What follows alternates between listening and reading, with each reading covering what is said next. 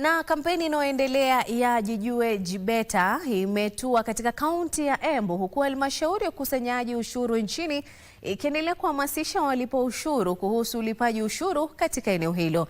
Msafara huo ulianza ziara hiyo jana katika kaunti ya Meru, ambapo mamia ya walipa ushuru waliojitokeza walisaidiwa na maafisa wa KRA kuwasilisha taarifa zao za ushuru kupitia mpango wa Self-Care.